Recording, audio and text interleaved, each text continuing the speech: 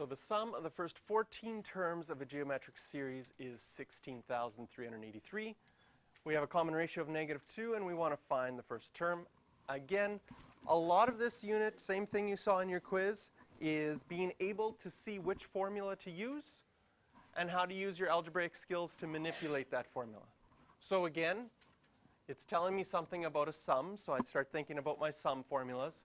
It's telling me geometric, so it makes me think about my geometric formula, and I'll write it out. I want to find the first term. So that's what the question is asking, and I look, okay, in this formula, there's my first term, so that's what I'm wanting to find. And the only way I'll be able to use this formula to solve this question is if I can put numbers in for everything else. If the only thing I don't know from here is T1, then I'm going to be able to solve it. If there's two things I don't know, then I've got to do some other work or figure something else first. So I'm just going to go through and see if I know everything. I want to find the sum of the first 14 terms, so what this means is this tells me that this is S14. So if I put in that number, 16,383, in for Sn, I know that n is 14. And I'll put that 14 in there as an exponent already. Do I know the common ratio? Yes, it's -2. Anytime you have a negative number, put it in brackets.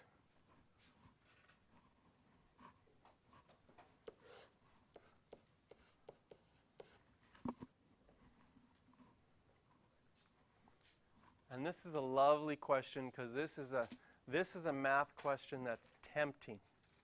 It's tempting you to do something that you're mathematically not allowed to do, but you want to do it so bad. This is very tempting question. The tempting thing that you want to do so bad, okay, is minus a negative is the same as adding. So the bottom is 1 plus 2. No problem, right?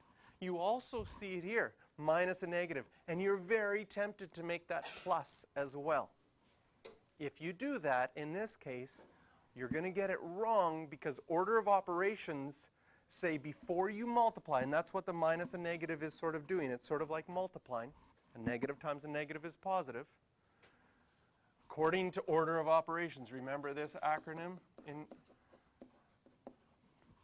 BEDMAS for those of you who took math and English. For those of you that never have taken math and English, this is to help us remember that we do brackets first,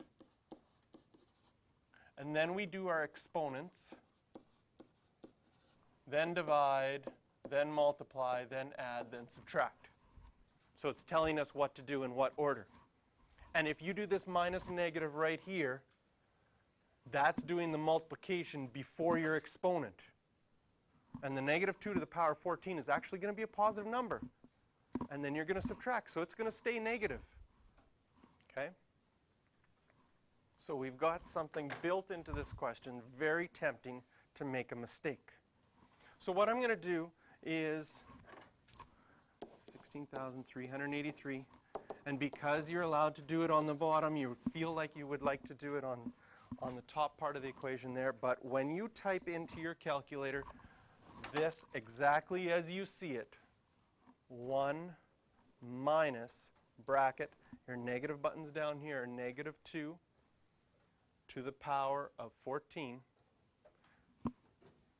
You get a big negative number, not a positive number. Negative 16,383. Ah, isn't that neat? It's the same number as there. So 16,383. What did I have here? Term 1, negative 16,383. Don't have to write it there. So if you were doing the math and you wanted term 1 by itself, how would you get rid of the fraction? Multiply by 3, right? So I'm going to multiply that by 3. On my calculator, 16,383 times 3, 49,149. 49,149 equals term 1 times negative 16,383. And then if I wanted to find out what T1 is, I'd have to divide both sides by negative 16,383. Mental math.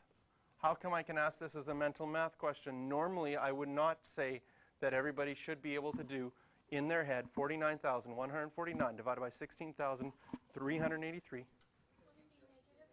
It's going to be negative 3. Because how did we get this number? We got it by multiplying by 3. Then if we divide by that same number again, that's just going to cancel out. So we get term 1 is negative 3. Okay, the questions you can do from this one, just number 13. Anybody need me to scroll back down? There it is.